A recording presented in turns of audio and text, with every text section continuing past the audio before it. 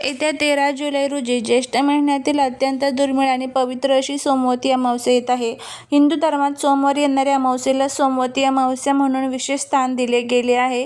कारण हा दिवस भगवान शिवशंकर आणि माता पार्वतीच्या आशीर्वादांचा महासंयोग मानला जातो. हा असा दुर्मिळ योग आहे जो वारंवार येत नाही. त्यामुळे या दिवशी केलेले साधे उपायही जीवनात मोठा सकारात्मक बदल घडवून आणू शकतात.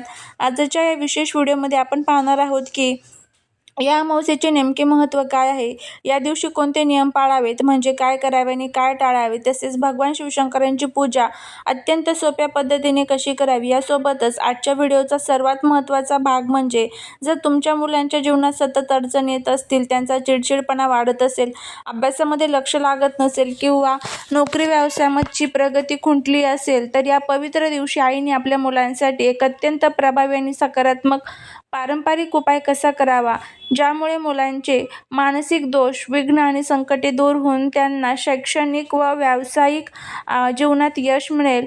हा व्हिडिओ अत्यंत माहितीपूर्ण आणि महत्त्वाचा होणार आहे, त्यामुळे हा व्हिडिओ स्किप न करता शेवटपर्यंत नक्की पहा, जेणेकरून संपूर्ण माहिती अगदी व्यवस्थितपणे मिळून जाईल. व्हिडिओवरती नवीन असाल, चॅनलवरती नवीन असाल तर चॅनलला सबस्क्राईब करून शेजारील बेल आयकॉन दाबायला अजिबात विसरू नका, जेणेकरून माझ्या सर्व नवीन व्हिडिओंचं नोटिफिकेशन तुम्हाला मिळेल आणि तुम्ही एक पण व्हिडिओ मिस करणार नाही. त्याचबरोबर कमेंटमध्ये ओम नमः शिवाय लिहायला अजिबात विसरू नका, जेणेकरून भगवान भोलेनाथांची तुमच्या कुटुंबावर, मुलांवर भरभरून अशी कृपा होईल. सर्वात आपण हे समजून घेऊया की 13 जुलैची सोमवती अमावस्या इतकी महत्त्वाची काय आहे. ज्योतिषशास्त्र आणि सनातन परंपरेनुसार सोमवार हा चंद्राचा आणि देवाधिदेव महादेवांचा दिवस मानला जातो. तर अमावस्या ही पितरांच्या तृप्तीसाठी आणि आत्मिक शुद्धीसाठी उत्तम मानली जाते. जेव्हा हे दोन्ही योग एकत्र येतात तेव्हा वातावरणात एक विशेष प्रकारची सात्विक ऊर्जा निर्माण होते. या दिवशी पवित्र नद्यांमध्ये स्नान करणे, दानधर्म करणे आणि ध्यानधारणा करणे याला 10 पट अधिक फळ मिळते. ज्या लोकांच्या कुंडलीत चंद्र कमजोर आहे किंवा मानसिक अशांतता आहे, त्यांच्यासाठी हा दिवस वरदान ठरतो. आता आपण पाहूया की या दिवशी काय करावे, काय टाळावे. सोमवती अमावस्येच्या दिवशी सकाळी लवकर उठून स्नान करावे. शक्य असल्यास स्नानाच्या पाण्यात थोडे गंगाजल टाकावे. या दिवशी घरात स्वच्छता राखावी. मुख्य प्रवेशद्वारावर दिवा लावावा आणि पितरांच्या नावाने तर्पण किंवा अन्नदान नक्की करावे. या उलट काय टाळावे याबद्दल सांगायचं तर या दिवशी घरात कोणत्याही प्रकारचे वादविवाद, भांडण किंवा नकारात्मक बोलणे टाळावे. कोणाचाही अपमान करू नये आणि मुख्य म्हणजे तामसिक भोजन म्हणजेच मांस, मदिरा किंवा लसूण कांद्याचे सेवन पूर्णपणे वर्ज्य करावे. या दिवशी उशिरापर्यंत झोपून राहणे किंवा नकारात्मक विचारांमध्ये वेळ घालवणे अत्यंत अशुभ मानले जाते. आता जाणून घेऊया भगवान शिवशंकरांची पूजा कशी करावी. सोमवती अमावस्येला शिवाभूती मिळवण्यासाठी सकाळी स्नानानंतर स्वच्छ वस्त्रे परिधान करून घरातील मंदिरात किंवा शिवमंदिरात जावे. तांब्याच्या कलशात शुद्ध जल घेऊन त्यात थोडे कच्चे दूध, काळे तीळ आणि बेलपत्र टाकून महादेवाच्या शिवलिंगावर अभिषेक करावा. अभिषेक करताना ओम नमः शिवाय या महामंत्रांचा मनोभावे जप करावा. महादेवाला पांढरी फुले, धोत्र्याची फुल आणि भस्म आणि चंदन अर्पण करावे. या दिवशी शिवचालीसा किंवा महामृत्युंजय मंत्राचा पाठ करणे अत्यंत फलदायी ठरते. महादेवाच्या पूजेनंतर माता पार्वतीची देखील पूजा करावी आणि त्यांना हळद कुंकू अर्पण करावे. यामुळे सौभाग्य वृद्धी होते आणि घरातील दारिद्र्य नष्ट होऊन सुख शांती नांदते. आता वळूया आजच्या व्हिडिओच्या सर्वात महत्त्वाच्या विषयाकडे, जो प्रत्येक माता पित्यासाठी अत्यंत गरजेचा आहे. अनेकदा मुले अभ्यासात मागे पडतात, त्यांची चिडचिड वाढते किंवा त्यांच्या प्रगतीत नको त्या अडचणी येतात. यासाठी सोमवती अमावस्येच्या दुर्मिळ संधीचा फायदा घेऊन आईने आपल्या मुलांवरून ओवाळून टाकायचा एक पारंपरिक आणि सकारात्मक ऊर्जा देणारा उपाय करायचा आहे. हा उपाय म्हणजे मुलांमधील नकारात्मकता दूर करून त्यांच्यात सकारात्मकतेचा संचार करण्याचा एक मार्ग आहे. यासाठी आईने एका स्वच्छ ताटात एका पांढरा रुमाल किंवा कापड घ्यावे. त्यावर थोडे पिवळे तांदूळ म्हणजेच अक्षता ठेवावेत आणि एक नारळ म्हणजे श्रीफळ किंवा भीमसेनी कापूर घ्यावा. संध्याकाळच्या वेळी आपल्या मुलांना पूर्व किंवा उत्तर दिशेला तोंड करून बसावे. त्यानंतर आईने देवाचे स्मरण करून महादेवाचे नाव घेऊन ते श्रीफळ किंवा कापूर मुलांच्या डोक्यावरून घड्याळाच्या काट्याच्या दिशेने 7 वेळा ओवाळावे. ओवाळताना मनात अशी प्रार्थना करावी की माझ्या मुलांच्या मार्गातील सर्व विघ्न, चिडचिडपणा, आळस आणि अडचणी दूर होवोत आणि त्याला अभ्यासात व नोकरीत यश मिळो.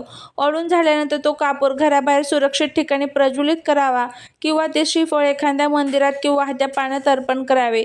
हा उपाय पूर्णपणे सकारात्मक ऊर्जेवर आधारित आहे, ज्यामुळे मुलांची एकाग्रता वाढते, त्यांचा जे काही दोष आहेत तर ते सर्व दूर होतात. मुलांसाठी आणि कुटुंबाच्या कल्याणासाठी हा विधी भक्तिभावाने नक्की करा. महादेवांची कृपा तुमच्यावर कायम राहील आणि मुलांवर देखील राहील. त्याचबरोबर अजून एक छोटासा उपाय देखील तुम्हाला या दिवशी करायचा आहे. एक विशेष उतारा तुम्हाला करायचा आहे. आता जर हा नारळाचा उपाय करणं तुम्हाला शक्य नसेल तर त्याऐवजी हा उपाय देखील तुम्ही करू शकता. बघा, जर मुलं खूप कष्ट करत असेल, खूप प्रयत्न करत असेल, पण तरी त्यांना प्रयत्नांना यश मिळत नसेल किंवा त्यांच्या कुंडलीतील कुठेतरी ग्रह कमजोर झालेले असेल, तर या सर्व अडचणींचा त्यांना सामना करावा लागतो. अनेक प्रकारच्या नकारात्मक गोष्टींचा त्यांना सामना करावा लागत असतो. त्यासाठी तुम्हाला काय करायचं आहे तर थोडेसे तांदूळ घ्यायचे आहे. त्या तांदळापासून भात शिजवून घ्यायचा आहे. आता घरामध्ये जर मुलं असतील 2 तर 2 मुलांसाठी थोडासा भात शिजवायचा. त्यानंतर मग तो भात थंड करून घ्यायचा आहे आणि त्यावरती थोडंसं दही टाकायचं आहे. आपल्या घरामध्ये अगरबत्तीची राख असते तर ती अगरबत्तीची राख त्यावरती टाकायची आहे. एक लिंबू ठेवायचा आहे, एक लवंग ठेवायचे आहे आणि अशा पद्धतीने आपल्याला हा उतारा जो आहे तर तो तयार करून घ्यायचा आहे. 2 मुलांसाठी सेपरेट करायचा. मुलं कितीही लहान असेल किंवा कितीही मोठे असेल तर त्यांच्यासाठी तुम्ही हा उपाय करू शकता. मुलींसाठी करू शकता. घरामध्ये सुतक पिरियड्स असेल तर हा उपाय तुम्हाला करता येणार नाही. यानंतर हा जो उतारा आपण केलेला आहे तर तो संध्याकाळी प्रदोष काळामध्ये तुम्हाला काय करायचं आहे तर मुलांना जमिनीवरती बसवायचं आहे. 5 नंतर कधीही तुम्ही हा उपाय करू शकता, कारण अमावस्या ही 4 वाजता लागणार आहे. तर मग तुम्ही 5 नंतर पुढच्या दिवशी मंगळवारी देखील हा उपाय तुम्ही करू शकता, जर तुम्हाला सोमवारी टाईम नसेल तर. मग त्यानंतर हा उतारा मुलांच्या डोक्याकडनं पायाकडे 7 वेळेस उतरवायचा आहे. उतरवत असताना ज्या पद्धतीने पहिल्या उतार्याला आपण प्रार्थना केली त्याच पद्धतीने याही उतार्याला तुम्हाला प्रार्थना करायची आहे आणि त्यानंतर मग हा उतारा घराच्या बाहेर घेऊन यायचा. ज्या ठिकाणी पशुपक्षी येत असेल त्या ठिकाणी, म्हणजेच एखाद्या झाडाखाली, तुमच्या टेरेसवरती, पत्र्यावरती, एखाद्या रोडच्या कडेला तुम्हाला हा उतारा ठेवून द्यायचा आहे, जेणेकरून पशुपक्षी येऊन तो उतारा जो आहे तर ते जे काही भात वगैरे आहे तर ते पशुपक्षी खाऊन घेतील आणि मुलांचे जे काही दोष आहे तर ते सर्व दूर होण्यासाठी मदत होईल. असा हा प्रभावी उपाय आपल्याला करायचा आहे. 2 उपाय तुम्हाला सांगितलेले आहे. 2 पैकी जो जमेल तो करण्याचा प्रयत्न करा. पहिला केला तरीही चालेल, दुसरा केला तरीही चालेल. दोन्हीही उपाय खूप प्रभावी आहे आणि याचा तुम्हाला नक्कीच फायदा होईल. फक्त उपाय करत असताना किंवा उपाय केल्यानंतर मनामध्ये कुठे किंतूपर्यंत येऊन द्यायचं नाही की मी हा उपाय केला आहे, मग त्याचा फायदा मला कधी होईल, काय होईल. या सर्व ज्या काही आपल्या अडचणी असतात ना, ह्या दूर होण्यासाठी आपल्याला थोडासा वेळ जाऊन द्यावा लागतो आणि त्याचबरोबर थोडेसे प्रयत्नही आपल्याला करावे लागतात. अर्थात कष्टाला पर्याय नसतो, पण कष्टाबरोबर नशिबाची साथ असणं सुद्धा तितकंच गरजेचं असतं. हा जो उपाय आहे तर तो करण्याचा प्रयत्न करा. नक्कीच तुम्हाला त्याचा अनुभव येईल. मुलांचे सर्व दोष, विघ्न, अडचणी दूर होतील. हट्टीपणा, चिडचिडपणा सुद्धा दूर होईल.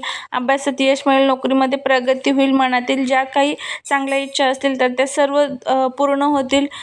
त्याचबरोबर जे काही अडचण येत असेल तर त्या सर्व दूर होण्यासाठी मदत होईल. करून बघा, तुम्हाला नक्कीच याचा अनुभव येईल. झालेली सेवा ही महाराजांच्या चरणी रुजू करते. व्हिडिओ जर आवडला तर लाईक, शेअर, सबस्क्राईब करायला अजिबात विसरू नका. भेटूया पुढच्या एका छानशा नवीन व्हिडिओत एका नवीन माहितीसोबत. तोपर्यंत सर्वांना श्री स्वामी समर्थ.